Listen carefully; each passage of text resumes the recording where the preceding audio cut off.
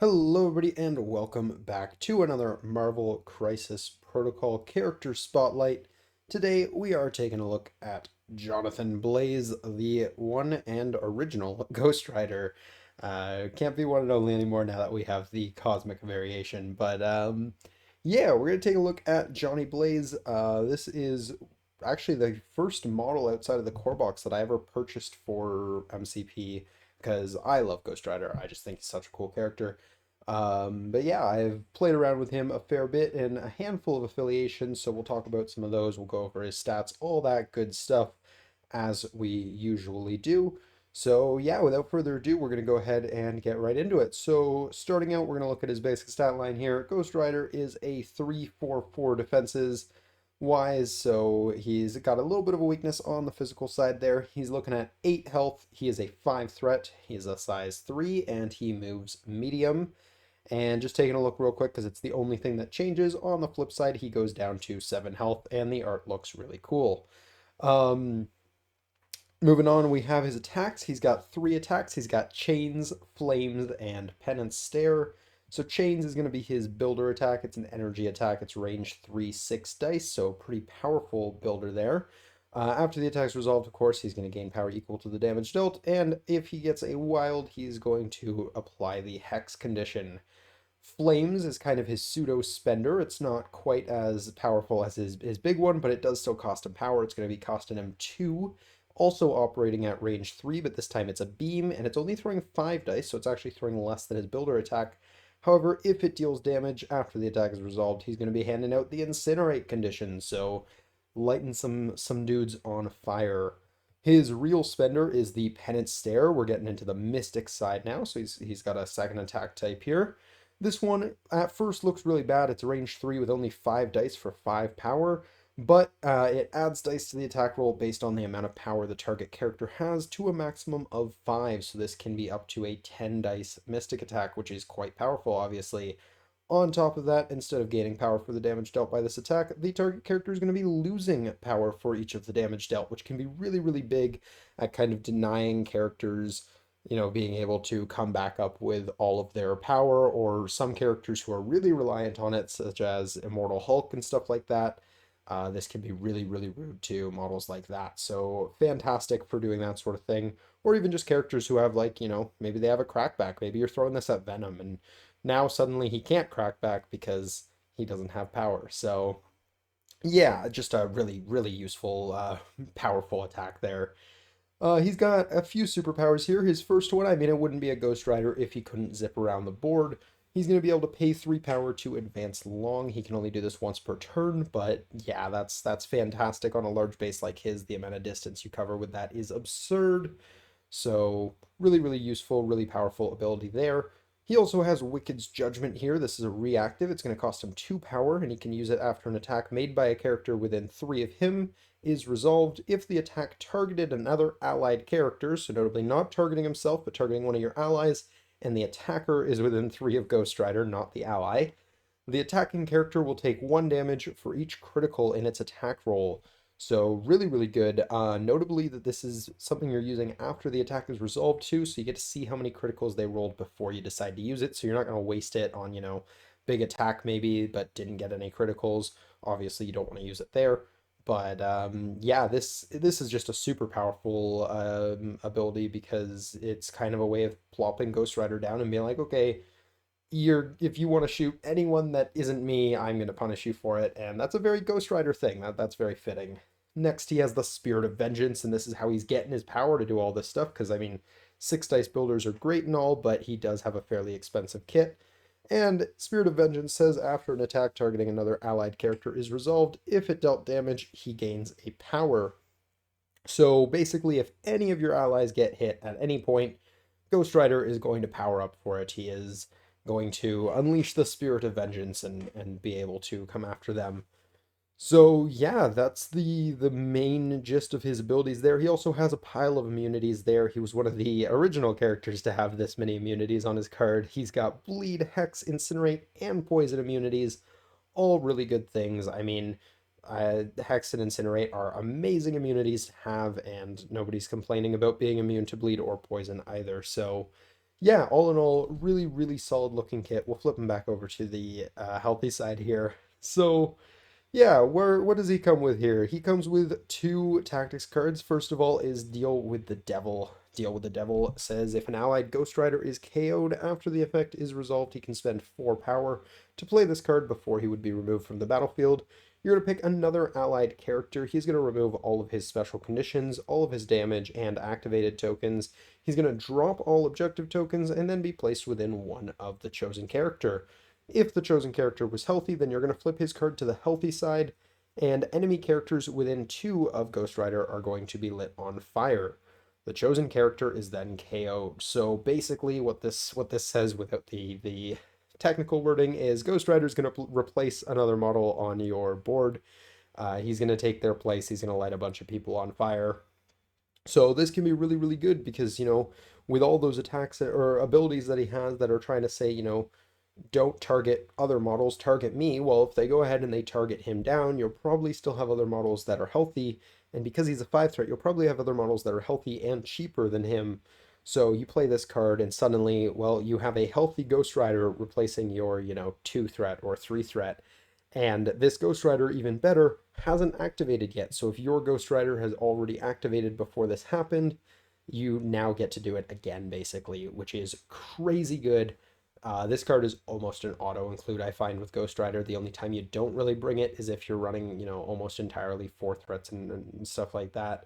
But basically, if you have a 3 threat that's not your leader, and even in some cases where you do, you definitely bring this card. And if you have a 2 threat, this card is a no-brainer. You just always want to have this. It's so good. Yeah, crazy powerful card. Not too much to say about it. Bring Ghost Rider with 2 threats if you want to really see the full value on it. Next, he also has Highway here.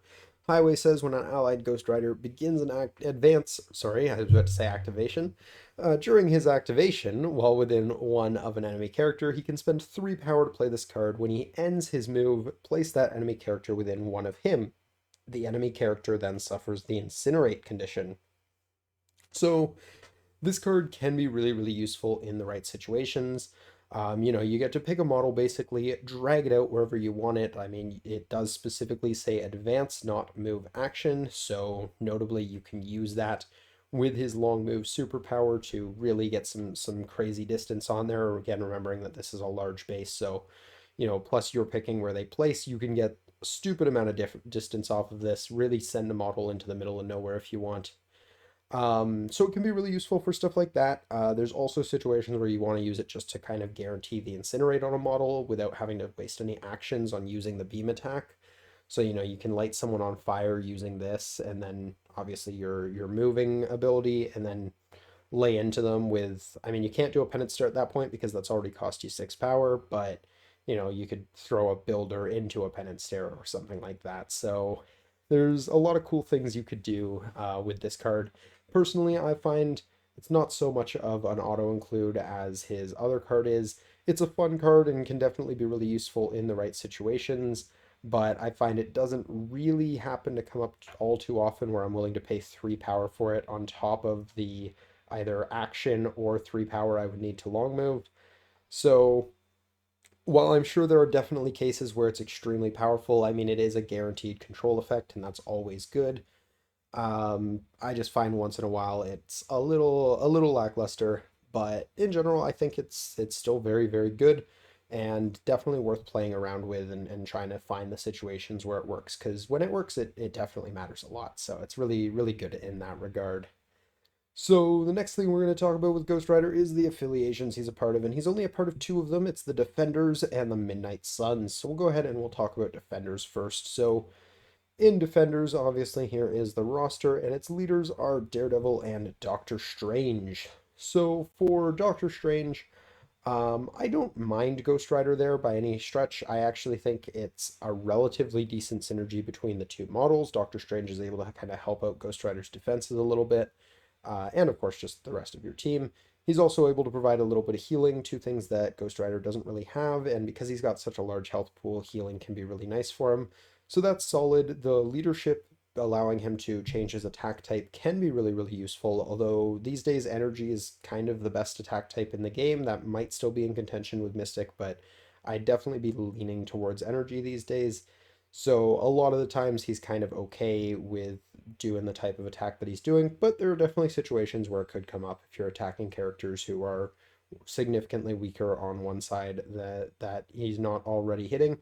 So leadership can definitely come up there. It's a little bit redundant because the hex that it applies is already being applied by his builder attack. That said, if you put it on his beam attack, now you're throwing out incinerates and hexes, which could be really, really good. So there's definitely some synergies there. Biggest kind of drawback to it is, of course, you're starting with, a 5 threat, sometimes 6 threat leader, and then you're adding a 5 threat on top of that, so it's getting a little expensive right out the gate, but it's still not a bad combination, and I definitely don't mind him there at all. The other leadership is Daredevil's, which is, of course, getting to reroll dice based on the enemy characters within two of you. That can be really, really solid with Ghost Rider because he kind of has that extra mobility that's not costing him an action. He can kind of place himself to wherever that's going to be most advantageous to him, and that large base is also really helping him in that regard, where that range 2 bubble around him is actually quite large. So he can really take advantage of that leadership if he wants to. He's a little hesitant to be right in the middle of things like that. But if you do have, a 2 threat that's healthy, that's kind of protected, that you can hide behind there, then he definitely doesn't mind kind of jumping into the middle of things, accepting that he's going to die relatively quick, and then just deal with the devil to come back.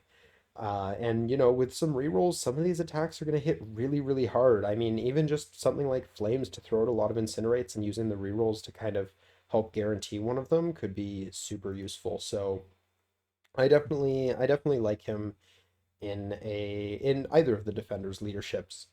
In terms of other models in the defenders that he kind of synergizes with, I definitely like him with Wong. Wong is probably my preferred 2 threat for Ghost Rider. That said, they're all kind of amazing for Ghost Rider.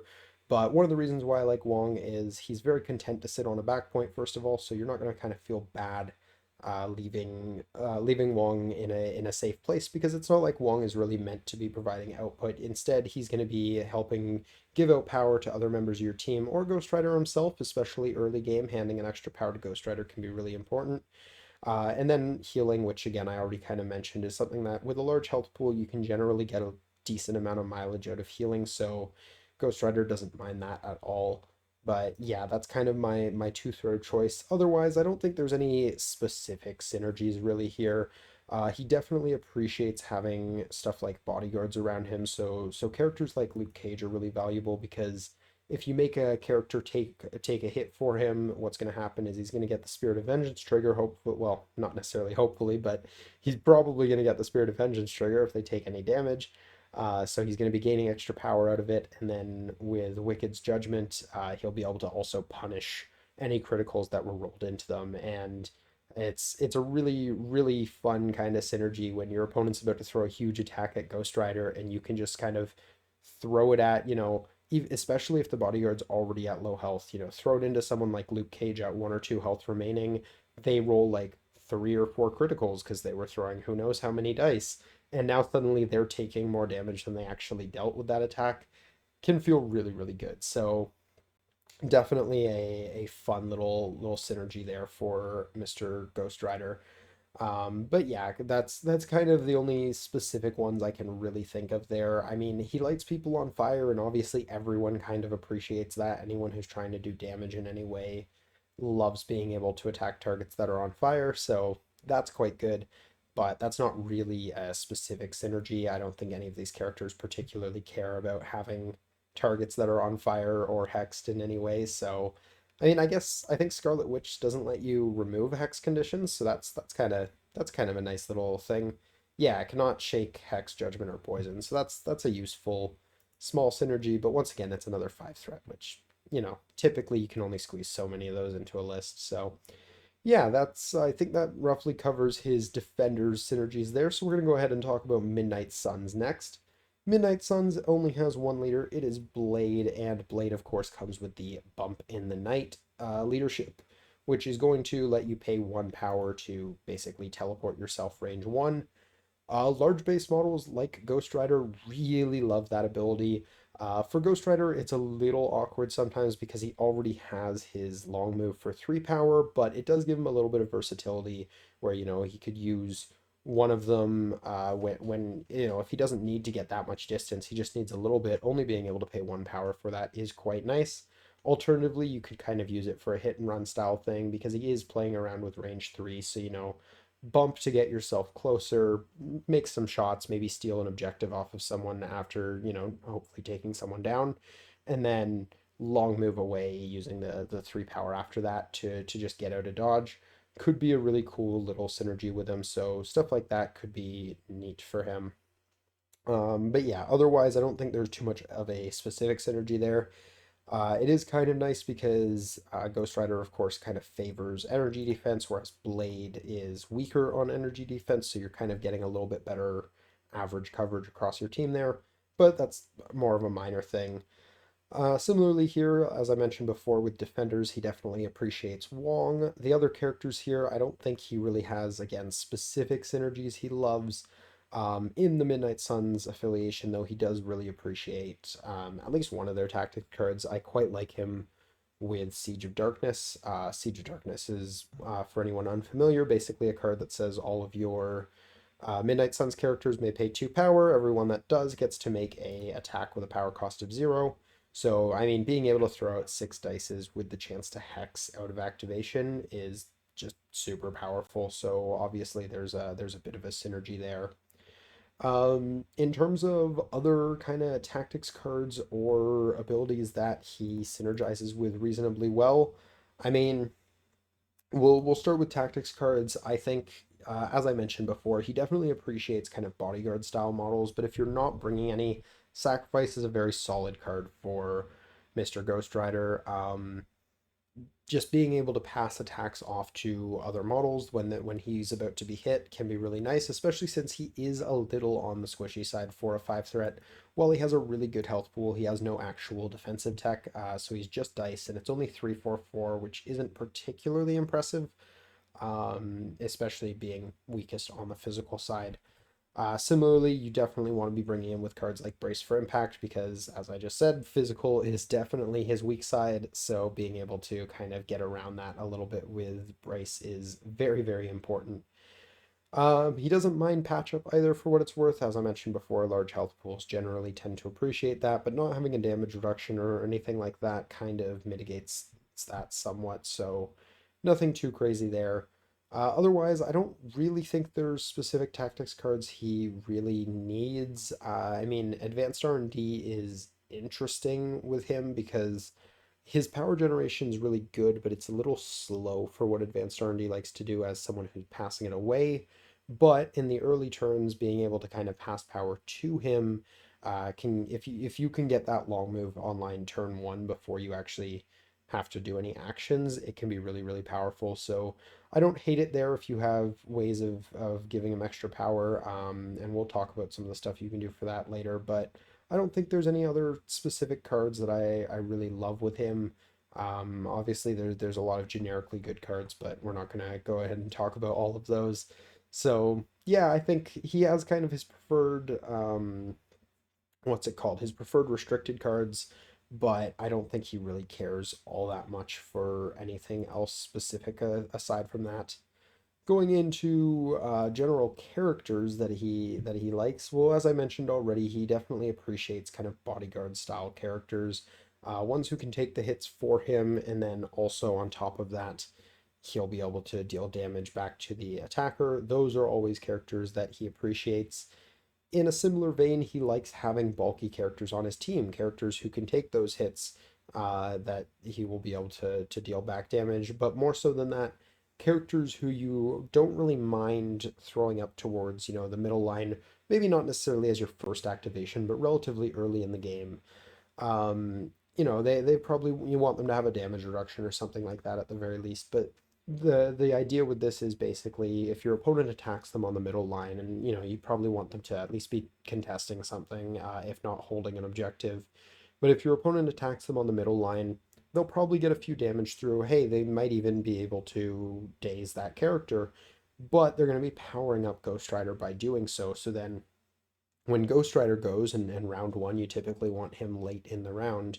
You're hopefully going to be sitting on that three power that you need to long move yourself, which will get you right to the middle line, and then just start blasting away at whatever you need to blast away at. So if you can line that up for Ghost Rider, it can be a really, really nasty thing. Um, for that reason, I also like him in affiliations that kind of make that easier to do. A lot of the times, if your opponent can kind of see what you're trying to do with that, they'll intentionally be able to play around it. So if you have ways of kind of taking some of that out of your opponent's hands through leaderships, such as Black Bolt's, for example, I mean, he's near the top, so it's easy to talk about, but Black Bolt letting you pass power from other characters over to him, and coincidentally, another bodyguard. I've also really, really enjoyed him in A-Force with She-Hulk. She-Hulk, again, another bodyguard character with a leadership that's all about passing power around to the rest of the team. It's basically just doubling up on Ghost Rider's leadership. So now suddenly, if they punch one of your models, Ghost Rider's going to gain the two power that he needs to be able to do his thing. So that's another great model for that. And then I've also had decent amount of success with him under I can spell Captain, Captain America. Specifically the first Steve Rogers Captain America, being able to reduce the cost of the first superpower by one, so making that only cost two power is kind of a big deal for him. It also means that that thing we talked about with being able to use highway to light them on fire and then long move and then still be able to double tap them. It actually makes that possible with Penance Stare without building any power, because reducing one of the superpowers there by one allows you to now only be spending exactly 10 power to do that. And you will find with Ghost Rider, it's not uncommon for him to be sitting around on 10 power. He definitely kind of builds up very, very quickly if your opponent's playing any amount of attrition. So really, really good for stuff like that. I'm sure there are other examples. I mean, I don't mind him in other affiliations that help you build up a little bit faster, although I don't think they're as important if they're ones that don't really give you much for the first turn. For example, I don't particularly love him under Red Skull 1. I don't think he's bad by any means, but Red Skull 1's very reliant on you making attacks, which means you're kind of already in range, and most of his abilities are kind of not focused on that. So that's not super ideal for him, but he doesn't dislike it in any way.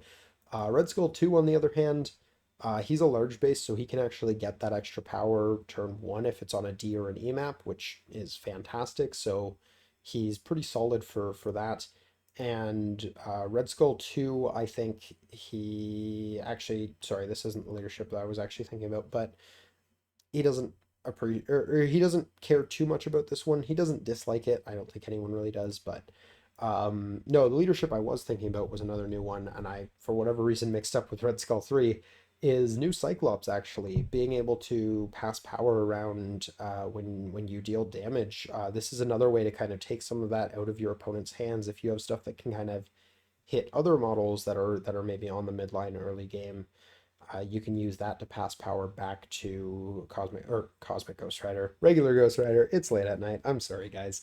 Um, and that'll help get him online with a little bit less power in your opponent's hands for powering him up. So those are all just kind of some of the off the top of my head synergistic leaderships with him. In terms of synergistic, other models, I have already mentioned bodyguards a bunch. I've already mentioned two threats. I think preferred two threats are things like Wong, to some degree Widow, a model who's going to have stealth and hopefully be able to kind of stay away from too many fights for most of the game. I actually really, really like him with Rocket and Groot, because obviously, while Groot is alive, Rocket is very hard to daze, so you can come back in on Rocket relatively reliably on the healthy side. On the flip side of that, if by the time he goes down, Groot is still alive, Groot probably has less long-term impact on the game, so if Groot is still healthy, it's definitely worth coming back in on Groot and actually leaving Rocket around to keep blasting things. So there can be some fun things with them, and that kind of leads us into one of the other affiliations where Ghost Rider sees a lot of play and in competitive scenes especially. is Guardians of the Galaxy, because one of the things, oh, searching Guardians does not bring up the Guardians models, searching Star-Lord does. Um, One of the things that Ghost Rider is really missing on his kit that he doesn't give himself is some form of dice fixing. He doesn't have any sort of rerolls or anything like that. So Star-Lord can be really good leadership to just kind of throw out some winging it tokens. Suddenly, this Ghost Rider now has two rerolls, which is really, really good, both defensively and offensively. Just a super great ability for him. And on top of that, Guardians are very, very capable of running a very wide team with lots of bodies on the table. So you're going to be getting a little bit more value out of that leadership because there's more things for your opponent to be targeting that aren't Ghost Rider or leadership, his passive. And the deal with the devil, you have more targets for that. I mean, hey, you could even be running two of the two threats, right? You're running Rocket and you're running Nebula, and you're running Groot to keep Rocket alive. So you kind of have plan A and plan B for that. So there's a lot of really, really cool things you can do with Ghost Rider in Guardians. But on top of that, I think anyone who's giving you dice fixing, models like Shuri, models to some degree, even like Crimson Dynamo, new Tony Stark and Black Panther, their leaderships are going to be good for that. And just new Tony Stark, I think, yeah, Jarvis gives you dice fixing on your attacks, which is solid. Um, yeah, I think there's obviously a lot of characters that give rerolls in some way, shape, or form. So I'm not going to sit there and go through all of them, but there's definitely some synergies to be found there. So I think they're worth considering any sort of models like that. Even looking like Zemo and Strucker with their kind of reroll auras, just small little things like that definitely are appreciated by a model like Ghost Rider.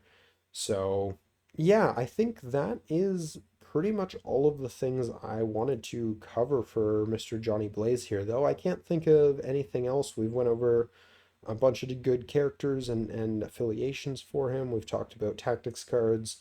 The only other thing I guess that's left to really talk about with him is crises. I don't think he has crazy preferences for crises. He doesn't want too much of a scrum in one place, so I don't think he loves things like Research Station all that much. I mean, the beam attack's really good there, but he does just tend to kind of die very quickly in those types of scenarios, so you got to be relatively careful with how you're playing him on those types of maps. But beams are very good on E maps, so he doesn't necessarily hate them. He doesn't mind D's or E's because he definitely has the mobility, or sorry, D's because of the mobility, E's because of the beams, but um, he doesn't mind D's because he has the mobility to get between them, and specifically on D or E extracts, being a large base means he can grab those extracts without actually moving, so he doesn't have to waste, movements that are maybe suboptimal because he's just trying to land within one of an extract. So hammers and Montesi are pretty decent for him for that reason. But yeah, he doesn't mind being able to fully take advantage of that extra movement he has. Similar logic could be applied to something like Senators because he has that long advance that isn't actually tied to a move action, so he's one of the few models who can actually run or better yet chase on Senators, which is kind of useful to have. So I don't think there's any scenarios that he actively dislikes. The only ones I can really think of being Mayor Fisk. I don't think he loves the stun condition, but even then, a lot of his power generation is one power at a time just from um, being words and things. Um, One power at a time from having his allies attacked. So I think he doesn't hate stun, but obviously it's not really anyone's favorite condition unless they're immune to it. On the flip side, talking about immunities, Demons Downtown is fantastic for him. It is the EMAP, which makes his beam a little redundant because it's lighting things on fire already. So that's kind of an awkward anti-synergy almost, where they're already on fire, so the value of the EMAP helping his beam is kind of reduced significantly. But on the other hand, it's lighting everyone on fire, so suddenly your beam is more powerful because their defense are less, and he himself is immune to incinerate, so obviously he doesn't mind sitting on the points.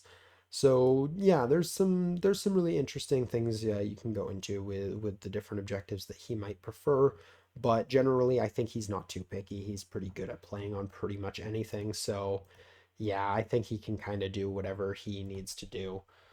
So yeah, that is actually gonna do it for Mr. Ghost Rider here. Yeah, in general, I think Ghost Rider is still a fantastic piece, despite being one of the models that's been in the game for a long time. He holds up really, really well. Obviously, he did receive an update not super long ago. Whenever the last card pack came out, I don't know. Time is an illusion, but actually, it probably says on here, doesn't it? Oh no, no updates since whenever, but. Um, I think the update all they did was they bumped his health a little bit, and I think this used to have a range limiter on it. I think Spirit of Vengeance used to only apply within like range 3 or something like that. So that was obviously a very good change for him. But yeah, I think he holds up really, really well. He's still quite a solid model in a lot of places. He sees a lot of competitive play in Guardians. I still really, really like him in Midnight Suns. Obviously, Immortal Hulk is kind of contesting for that high threat slot for him there. I've had some good fun with him in A Force and Avengers. I think he's quite good in both places. The awkward part with A Force being kind of the same reason why I haven't tried him much with Strange and Defenders is just being the, two high threat models can be a bit of a struggle. And of course, that's kind of where Ghost Rider fails is the fact that he is a high threat model, so he's competing with these other high threat models. And while I think he is very capable of standing on the same ground of them, he's definitely earned his spot as a five threat. He's not, he doesn't feel weak compared to any of the others really. Um, a lot of the times the ones that he kind of wants to be in the same affiliation as happen to be the leaders, so it's kind of awkward for him in that regard. But yeah, I think he's a really good piece. You can kind of slot him in anywhere. Like he doesn't feel like he's very reliant necessarily on specific leaderships. He's going to be pretty friendly to most of them. He's going to be friendly to most crises, so he can be slotted into a lot of different types of lists. I think he's a very, very solid model. He appreciates certain things like bodyguards or dice fixers or, an abundance of two threats. Those things are what really kind of pushes him up to 11. But in a vacuum, I think he still does solid without those things. He's just a very, very solid piece that can move around the board very, very quickly, deal very solid damage, and hand out really valuable conditions. I mean, Hex and Incinerate are both absurdly good. Penance Stare is crazy good utility, and Wicked's Judgment is just a fantastic kind of payback ability sort of thing. So yeah, I think he's got a lot going for him, and I'm glad that he still sees kind of good, reasonable amounts of competitive play. Obviously, his stocks have been hit a little bit in specifically Guardians by Cosmic Ghost Rider coming out. Cosmic Ghost Rider obviously kind of fills a similar role there where he's going to be zipping around the map like crazy. He's very, very high damage dealing. So kind of stepping on Mr. Johnny Blaze's toes a little bit there. But I don't actually think he's kicked him out. I think there's merit to having both of them in the roster for Guardians. And actually, one of my locals has been playing around with, as he calls it, his biker gang of running both of them together in Guardians. And I actually think it's a really cool list, so I might try and feature it on the channel at some point. But yeah, that's going to be it for this video. I'm already past the 30-minute mark here, so I don't want to go any longer. But I hope you guys enjoyed. Hopefully, this gave you some ideas on where you could slot Mr. Johnny Blaze in or ways you could play around him. Obviously, that is kind of an important part of this as well. But yeah, I hope you guys enjoyed. If you did, please do drop a like down below. Really means a lot to me to know that you guys are enjoying these videos. I really appreciate the support with these. They get a lot less views obviously than battle reports as I would expect, but the watch time and stuff is really, really high. So I appreciate you guys who are enjoying and tuning into these videos. It's awesome to see that hopefully at least some of you guys are getting some value out of these, which is all I kind of want to do with these is kind of be able to talk about these models from a more competitive standpoint and share thoughts and ideas and stuff like that. So yeah, it's awesome to see that these videos have been doing relatively well in that regard. So really, really happy with that. But yeah, if you are new to the channel, if this is your first one of these, feel free to subscribe. We're going to be doing more of these. We're going to keep them coming. Hopefully, not necessarily weekly, but at the very least every other week sort of thing. They're not super hard to make, so I can keep these coming relatively consistently, I think. We also do battle reports. Those happen on the weekends. every Sunday, give or take. Next week, actually, I don't know what's going up next week because I'm recording this in advance, so you can't really say much to that. But end of October, we're going to be doing kind of a spooky Halloween themed battle report where maybe Ghost Rider will actually get to hit the table. I'll hopefully be dropping down Midnight Sun, so that would be kind of cool to see. And hopefully we can get that going. But, anyways, that's going to be it for now. Until next time, have a great day. Peace.